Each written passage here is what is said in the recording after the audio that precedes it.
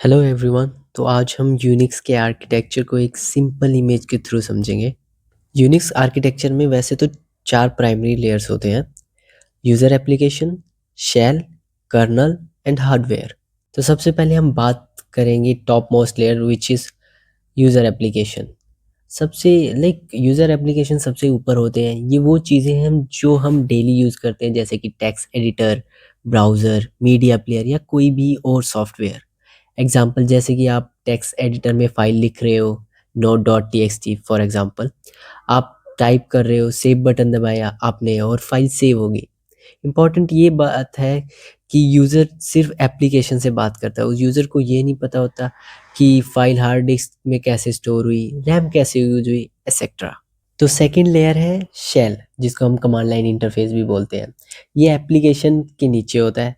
Shell एक translator या bridge है यूज़र और यूनिक सिस्टम के बीच में। फॉर एग्जांपल जब आप टर्मिनल में लिखते हो एलएस फाइल को लिस्ट करने के लिए, पीडब्ल्यूडी प्रेजेंट मतलब करंट लोकेशन आप जहाँ जानने के लिए, या सीडी कमांड यूज़ करते हो फोल्डर चेंज करने के लिए, तो शेल यूज़र के कमांड्स को समझता है और उसको सिस्टम फ्रेंडली फॉर्मेट में कन्वर्ट करता है।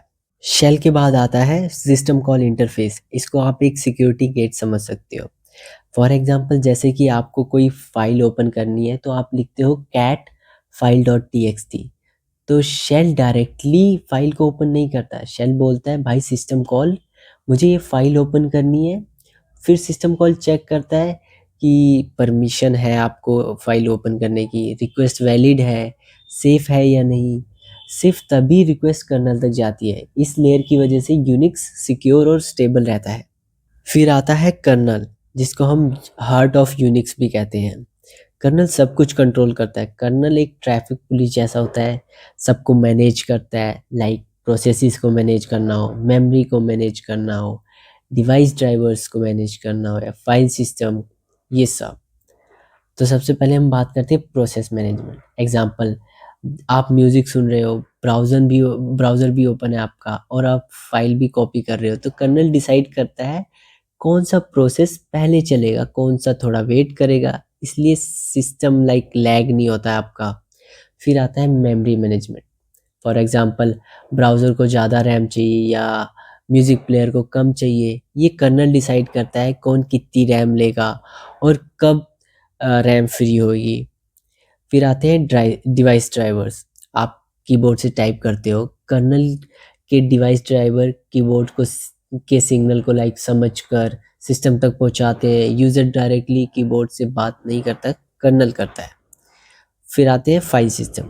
जब आप कोई फाइल सेव करते हो होम में या कहीं भी, तो कर्नल डिसाइड करता है फाइल कहाँ स्टोर होगी, कौन एक्सेस कर सकता है, किसको रीड राइट परमिशन होगी, ये सब। सबसे नीचे होता है हार्डवेयर। हार्डवेयर में आते हैं आपके CPU, RAM, hard disk, printer, network devices. Hardware बिल्कुल रॉ मशीन होती है। यूज़र और एप्लीकेशन इससे डायरेक्टली बात नहीं कर पाते। सिर्फ कर्नल को परमिशन होती है हार्डवेयर एक्सेस करने की। एग्जांपल, जब भी आप कुछ भी प्रिंट करने का कमांड देते हो, तो कर्नल प्रिंटर को सिग्नल भेजता है कि भाई ये प्रिंट करके दे दो। This is all about the architecture of Unix.